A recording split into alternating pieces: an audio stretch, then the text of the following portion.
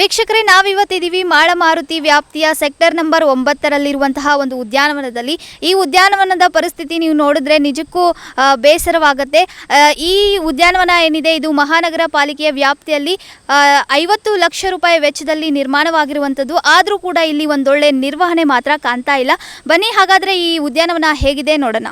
ಬೆಳಗಾವಿ ನಗರದ ಹೃದಯ ಭಾಗದಲ್ಲಿರುವ ಮಾಳಮಾರುತಿ ವ್ಯಾಪ್ತಿಯ ಸೆಕ್ಟರ್ ನಂಬರ್ 9ರ ಮಹಾನಗರ ಪಾಲಿಕೆಯ ಉದ್ಯಾನವನ ಇಲ್ಲಿಯ ನಿವಾಸಿಗಳ ವಾಯು ವಿಹಾರಕ್ಕಿರುವ ಏಕಮಾತ್ರ ಉದ್ಯಾನ ಆಗಿದ್ದು, ಪಾಲಿಕೆಯ ಅಧಿಕಾರಿಗಳು ಹಾಗೂ ಸದಸ್ಯರ ನಿರ್ಲಕ್ಷ್ಯದಿಂದಾಗಿ ಉದ್ಯಾನವನ ಕ್ರಿಮಿಕೀಟಗಳ ತಾಣವಾಗಿ ಮಾರ್ಪಟ್ಟಿದೆ.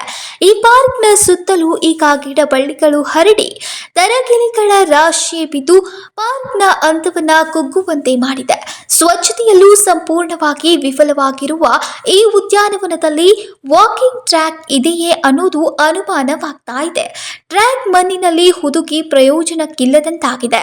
ವಿರಮಿಸಲು ಇರುವ ಕೆಲ ಬೆಂಚುಗಳ ಸುತ್ತ ಗಿಡಗಳು ಬೆಳೆದು ಹಕ್ಕಿಗಳ ಹಿಕ್ಕೆಗಳು ಬೆಂಚ್ಗಳಲ್ಲಿ ಹರಡಿ ಕೂರಲು ಅಸಾಧ್ಯವಾಗಿದೆ. ಪಾರ್ಕ್ನ ಒಂದು ಭಾಗದಲ್ಲಿ ಗೆದ್ದಲುಗಳಿಂದ ಹುತ್ತ ಸೃಷ್ಟಿಯಾಗಿದ್ದು, ಮುಂದಿನ ದಿನಗಳಲ್ಲಿ ಉರಗಗಳ ಆಶ್ರಯ ತಾಣಕ್ಕೆ ಅನುಕೂಲ ಮಾಡಿದಂತಾಗಿದೆ. ಉದ್ಯಾನವನ ಕೆಟ್ಟ ಪರಿಸ್ಥಿತಿ ಕಂಡು ಪಾಲಿಕೆಯ ಮಾಜಿ ಸದಸ್ಯ ದಿನೇಶ್ ನಾಶಿಪುಡಿ ತಮ್ಮ ಅಭಿಪ್ರಾಯವನ್ನ ವ್ಯಕ್ತಪಡಿಸಿದ್ರು. ತಾವಿದು ಗಾರ್ಡನ್ ನೋಡಾತಿರಿ. ಈಗ ಸದ್ಯಕ್ಕೆ ಈ ಗಾರ್ಡನ್ ರೀ ಇಲ್ಲಿ ಮಾಳಮಾರುತಿ ಏರಿಯಾದಾಗ 90% ಎಲ್ಲ ಮಹಾನಗರ ಪಾಲಿಕೆ ಒಳಗೆ ಏನು ಗಾರ್ಡನ್ಗಳು ಅದಾರಲ್ಲ 90% ಮಹಾನಗರ ಪಾಲಿಕೆಯಿಂದ ಸ್ವಚ್ಛತಾ ಕಾರ್ಯ ಮಾತ್ರ ಆಗತ್ತಿಲ್ಲ ರೀ ಇಲ್ಲಿ ತಾವು ನೋಡಾತಿರಿ. ಯಾಕಂದ್ರೆ ಈಗ ನಾವು ಅಟೆಂಡ್ ಮಾಡತ್ತಿರಲ್ಲ, ಎಲ್ಲೆಲ್ಲಿ ಹೋಗ್ರಿ. ನಾ ಮೊನ್ನೆ TV ಸೆಂಟ್ರಿಗೆ ಹೋಗಿದ್ದೇನೆ ರೀ, ಇಲ್ಲಿ ಹೋಗಿದ್ದೇನೆ ರೀ, ಪ್ರಗತಿ ಗಾರ್ಡನ್ ಹೋಗಿದ್ದೇನು, ಆಮೇಲೆ ಕುವೆಂಪು ನಗರದಾಗ ಹೋಗಿದ್ದೇನೆ ರೀ. ಅಲ್ಲಿ ಗಾರ್ಡನ್ಗಳು ಯಾರೂ ಇತ್ತಲ್ಲ ರೀ ಸ್ವಚ್ಛತಾ ಅನ್ನೋದು ಮಾಡತ್ತಿಲ್ಲ ರೀ. ಯಾಕಂದ್ರೆ ಇಲ್ಲಿ ಗಾರ್ಡನ್ ಒಳಗೆ ಸಣ್ಣ ಹುಡುಗರು ಆಟ ಆಡ್ತಾವೆ ರೀ. ಮತ್ತು ಈ ಮಳೆಗಾಲ ಟೈಮ್ದಾಗ ಅಟೆಂಡ್ ಭಾಳ ಇಂಪಾರ್ಟೆಂಟ್ ಐತೆ ರೀ. ಯಾಕಂದ್ರೆ ಇಂಥ ಟೈಮ್ಗೆ ರೀ ಹಾವು ಹುಡಿ ಬರೋ ಚಾನ್ಸ್ ಭಾಳ ಇರ್ತೈತಿ. ಯಾಕೆ ಚಿಕ್ಕ ಮಕ್ಕಳು ಆಟೋಡ್ದಾಗ ಏನು ಅನಾಹುತ ಆದರೆ ಅದಕ್ಕೆ ಜಿಮ್ಮೆದಾರಿ ಯಾರು ರೀ. ಅದಕ್ಕೆ ಸಾಧ್ಯ ಅಷ್ಟು ನಾ ಮಹಾನಗರ ಪಾಲಿಕೆದವ್ರು ರಿಕ್ವೆಸ್ಟ್ ಮಾಡ್ಕೋತೀನಿ ಕಿ ಪೈಲ ಮತ್ತು ಇವು ಗಾರ್ಡನ್ಗಳಿಗೆ ಸಪ್ರೇಟೇನ ಒಂದು ಟೆಂಡರ್ ಮಾಡಿ ಐತಿಲ್ಲ ರೀ. ಇದಕ್ಕೆ ಸ್ವಚ್ಛತಾ ಕಾರ್ಯ ಸಂಬಂಧ ಐತಿಲ್ಲ ರೀ. ಇವು ಗಾರ್ಡನ್ಗಳಿಗೆ ಫಿಕ್ಸ್ ಮಾಡೋಂಗೆ ಮಾಡಿರಿ. ಇಲ್ಲ ಸ್ವಲ್ಪ ಇದಕ್ಕೆ ಲೇಬರ್ಗಳು ಹೆಚ್ಚಿಡ್ರಿ. ಕೆಲಸ ಆಗ್ತೀವಿ. ಮತ್ತು ಹೊಸ ಇಕ್ವಿಪ್ಮೆಂಟ್ಗಳು ಬಂದವ್ರಿ. ಈಗ ಇಕ್ವಿಪ್ಮೆಂಟ್ಗಳು ಕ್ಲೀನ್ ಮಾಡುವ ಅಂಥವು ತರಿಸ್ರಿ ಅಂತ ಕೊಟ್ರೆ ಅಂದರೆ ಜಲ್ದಿ ಕ್ಲೀನ್ ಆಗ್ತೈತೆ ರೀ. ಯಾಕಂದ್ರೆ ನಾವು ನೋಡೋದ್ರಿ ಈಗ ಇನ್ನೊಂದು ಸ್ವಲ್ಪ ಇದು ಬೆಳೀತಂದ್ರೆ ನಾವು ಇಲ್ಲಿ ಇದನ್ನು ಜಂಗಲ್ ಟೈಪ್ ಮಾಡಿ ಒಂದು ಇದನ್ನು ಮಾಡ್ಬೋದು ರೀ. ಇಲ್ಲಿ ಏನಂತಾರೆ ಪ್ರಾಣಿಗಳನ್ನ ಬಿಟ್ಟು ಮಾಡ್ರೂ ಐತ್ಲ ರೀ, ನಡೀತಿದ್ರಿ. ಹಂಗೆ ಪರಿಸ್ಥಿತಿ ಆಗತ್ತೈತೆ ರೀ. ಹಾಂ, ಸ್ವಚ್ಛತಾ ನಾವು ಮಾಡತ್ತೀವಿ ರೀ. ಇಲ್ಲಿ ಈಗ ಹಾಳಾಗಿದ್ರಲ್ಲ ರೀ. ಈಗ ನಾವು ಇದ್ದಾಗನೇ ಆಗಿದ್ರಿ ಅದ್ರಿ. ಇದು ಗಾರ್ಡನ್ ಅವಾಗನೇ ಆಗಿತ್ತು ರೀ. ಆದರೆ ಇದ್ರ ಕಡೆ ಯಾರು ಲಕ್ಷ್ಯ ಕೊಡತ್ತಿಲ್ಲ ರೀ. ಈಗ ಮಹಾನಗರ ಪಾಲಿಕೆದವ್ರು ಮಾತ್ರ ಇಲ್ಲಿ ಲಕ್ಷ್ಯ ಕೊಡತ್ತಿಲ್ಲ. ಅದಕ್ಕೆ ಅವ್ರಿಗೆ ರಿಕ್ವೆಸ್ಟ್ ಇದ್ರೆ ನಮ್ಮದು ಪಬ್ಲಿಕ್ ಪರವಾಗಿ. ಯಾಕಂದ್ರೆ ಮಂದಿ ಟ್ಯಾಕ್ಸ್ ಕಟ್ಟಿದಾಗಿಂತೆಲ್ಲ ಡೆವಲಪ್ಮೆಂಟ್ ಕೆಲಸ ಆಗ್ತಾವೆ. ಮತ್ತು ಅವ್ರಿಗೆ ಯುಟಿಲೈಸ್ ಆಗಲಿ ಅಂದರೆ ತೊಗೊಂಡು ಏನು ಮಾಡೋದಿದ್ರಿ ಇಂಥವು.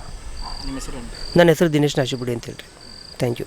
ಸತೀಶ್ ಜಾರಕಿಹೊಳಿ ಫೌಂಡೇಶನ್ ವತಿಯಿಂದ ಕಾಂಗ್ರೆಸ್ ಯುವ ನಾಯಕ ರಾಹುಲ್ ಜಾರಕಿಹೊಳಿ ಮಾರ್ಗದರ್ಶನದಲ್ಲಿ ಮಹಾನಗರ ಪಾಲಿಕೆಯ ಮಾಜಿ ಸದಸ್ಯ ದಿನೇಶ್ ನಾಸಿಪುಡಿ ಈ ಪಾರ್ಕ್ ಅನ್ನು ಶುಚಿಗೊಳಿಸುವ ಪ್ರಯತ್ನ ಮಾಡುತ್ತಿದ್ದಾರೆ. ಆದರೆ ಪಾಲಿಕೆಯ ಅಧಿಕಾರಿಗಳು ಮಾತ್ರ ಅಭಿವೃದ್ಧಿಪಡಿಸುವಲ್ಲಿ ವಿಫಲವಾಗಿದೆ ಎನ್ನುವ ಆರೋಪ ಸಾರ್ವಜನಿಕರದ್ದಾಗಿದೆ.